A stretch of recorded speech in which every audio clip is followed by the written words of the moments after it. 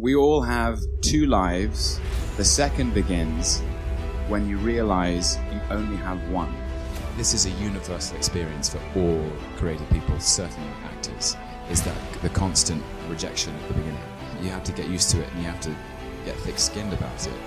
You'll never win unless you also stand to lose. Everything is possible and nothing is guaranteed. Take pains, be perfect.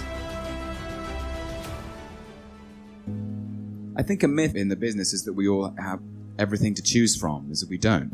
I know I'm not like top of everybody's list. It's just you have to earn that place. But sometimes you might read something and think, I have read things and gone, wow, this is amazing. And I've chased it down and knocked on the door and people have said, actually, it's not you, Tom. We're thinking of someone different.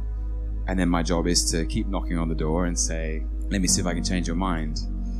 I've been very diligent in my training and tried to listen to the advice of all my teachers and instructors as a student, as an academic, as a training actor, and I always wanted to do right by them. And I found myself, it's a very scary moment when you're a young actor. Most people find themselves in their early 20s, and everything is possible and nothing is guaranteed. If you're lucky enough, you have an agent and you start auditioning and they send you everything from period drama to Casualty to dairy milk commercials, and you are thrown into the business and thrown into it at the deep end, and there's no time for doubt or failure, except routinely. That's what happens to all of us. And I perhaps was too careful in auditioning, and I would always get close to landing roles and to booking jobs, and I would never quite get there. I mean, this is a universal experience for all creative people, certainly actors, is that the constant rejection at the beginning. You have to get used to it and you have to get thick-skinned about it. I got so exhausted because at first you take it very personally, and I thought, well, no one's going to help me get there. The only person who can do this is me. I started preparing in a different way, and I sort of stepped up to the plate a little better, I think, because I could feel time sliding away and I wasn't getting on with life. I just was sort of stuck in this rut of neither acting nor doing anything else. The experience of being in your 20s is so energetic, and I felt so stagnant, actually. So I just kind of changed everything up, and it worked. I'm lucky. I don't know that I've ever been able to do anything.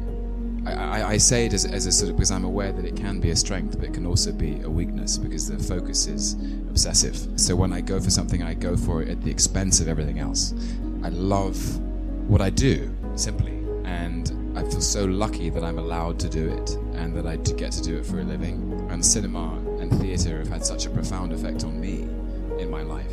And so I always, every time a new script or a new role comes along, I'm motivated by the thought I won't forgive myself if I don't give it everything. But I do try to choose different kinds of things because I'm interested in the diversity of people and the complexity of people and the multiplicity we contain within us. I really think the thing that unites us all in the world is that we are constantly inconstant, and that inconstancy and that contradiction is something that I've always tried to explore with my characters, because I think that we contradict ourselves all the time. There's the Walt Whitman poem, The Song of Myself. I am large, I contain multitudes, I contradict myself. We all have two lives. The second begins when you realize you only have one. So I'm not wasting any time. And the thing is that, with negativity, they are like clouds that pass across the sun. They will pass, like they're just feelings, you know what I mean? And it's important not to dwell on them and just move past it. There is so much, I find, and maybe it's my nature, but there's just so much about life that's amazing. And when you kind of key into that, nobody has an easy ride, that's for sure. And it's about to get hard, I'm sure. But it also gets better, and the point about going through those experiences is you just have to sort of go, well, it is what it is, and it'll pass. And when you tap into like how amazing stuff is, it's pretty cool. I think I always trust my gut. That's all I have. Even when I'm working and you're thinking about the shape of a scene and how it should be played, and your head can often get in the way, and you've got to trust your gut. It's just, if I'm inspired, if my curiosity is piqued and I want to chase this possibility down, that I see in front of me on my desk. You know, it's some of you may have heard me say this before, but I'm embarrassed to say I always speak in metaphors. I don't know how to speak in any other way. And for me, acting is kind of like playing the piano. And if the piano is the human condition, we all have every single note on that 88-key board within us. For me, every role, I want to be able to play every note. And sometimes, if a character or a story seems to stretch me in some way, seems to offer up an experience that is new, that is a different chord or a different tune, that is real and true and human and accessible, and no matter how joyous or loving or warm or how dark or painful, if it seems like an interesting shape to inhabit, I know if I'm running towards it already. So I think it's a quote from Shakespeare, which is 4 words: take pains, be perfect. I think his way of saying, you know, don't be afraid of caring. I gave myself permission to care, because there are a lot of people in this world who are afraid of caring, or afraid of showing that they care because it's uncool. It's uncool to have passion. It's so much easier to lose when you've shown everyone how much you don't care if you win or lose. It's much harder to lose when you show that you care, but you'll never win unless you also stand to lose. Basically, you know, I've said it before, don't be afraid of your passion. Like, just give it free rein, be honest and work hard, and it'll all turn out just fine.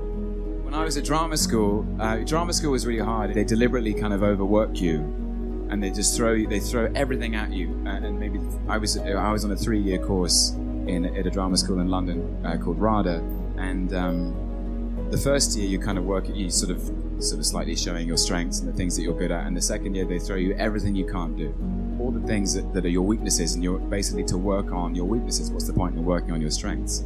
You're working sort of 16-hour days, and you're exhausted and you're drained and you're physically tired, and I kind of lost the love a bit. I lost my mojo. I live near a couple of parks in London. I remember one night I couldn't sleep, and it was the summer. I got up really early in the morning, and I went and walked to the nearest big hill, and I saw the sun rising. Sometimes that's the answer. It's just get up when the sun gets up and look around, and you realize you're part of an amazing planet. That's what I do.